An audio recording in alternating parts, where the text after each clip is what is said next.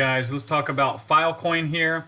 As you can see, basically Filecoin has dropped down almost to the same place where we dropped when Grayscale, I believe it was, or was it Grayscale? I can't remember which company it was. It doesn't really matter, but they got rid of all their holdings. Maybe if somebody can write in the comments and remind me who it was. But I believe it was Grayscale. Anyways, it doesn't really matter. They dumped their holdings and it fell from $4 down to like $2.40 or so. And we had another dump like that in June of last year. And yeah, I mean, since then, I mean, we had another dump. So we've dumped down here like 3 times. So is this kind of a triple bottom? We'll see, guys, but I don't think this would, be considered a triple bottom actually in reality. Now, let me zoom in here so you can see this better.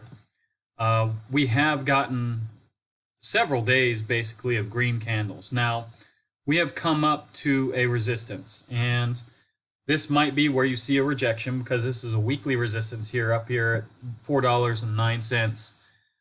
If we break that, next resistance is about $4.20 on a daily time frame, so it's not as strong as this resistance right now, but we need to break it. And then we have $4.35, which is another weekly resistance, and then we have another daily here at $4.53. Now this area is not going to be that easy to clear, I think, because basically within 45 cents we have 4 resistances, so that's really not that great. But let's see, to get really bullish on Filecoin, I think the point we're going to have to get to is probably up here about $6.66. So if we can clear this area where we've been trading under for most of the time, that would be great.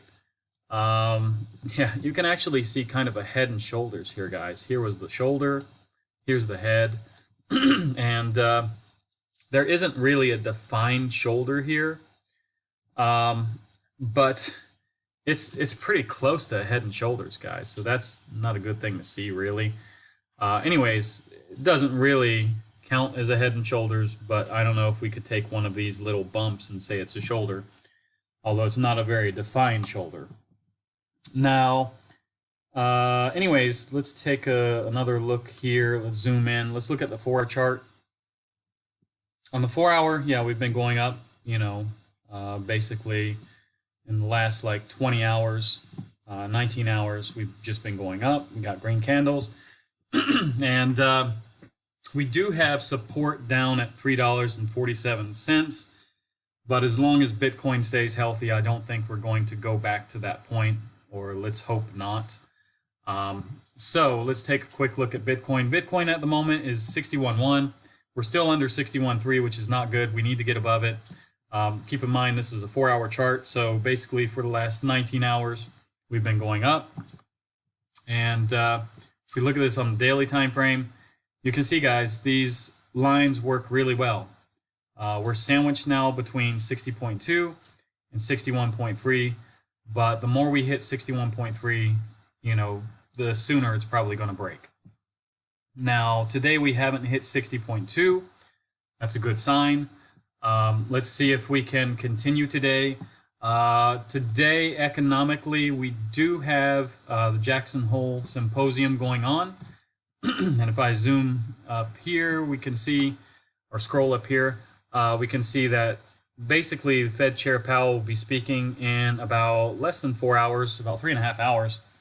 Bostic will be speaking actually in about 1.5 hours from this video. We do have building permits and new home sales and things today, but that's not going to be that big of a deal, I think. Tomorrow, you have Jackson Hole Symposium, and you have ECB's Lane speaking, so we'll see.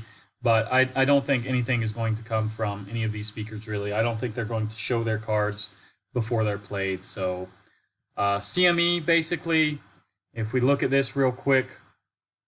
Now, I was looking at January, and it's still a fairly high percentage for 4 to 4.25. But basically, September is pretty much sealed for a 1/4 point cut. 3/4 believe still 1/4 point cut. But that means if we go back to January and we're at 4 or 4.25, there's going to be a 1/2 point cut somewhere along the way, whether it's September, November, December, or January.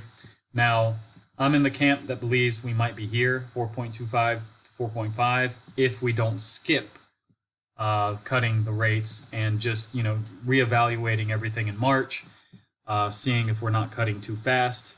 But I probably think we're going to pause in January. But it's just a guess. Anyways, guys, that's pretty much all I got for you on Filecoin. Filecoin is in, I think, my top 10 holdings. I do believe in Filecoin. It did magical things last run. So yeah, guys, if you like this video, like, subscribe, activate the bell, and I'll see you guys in the next one.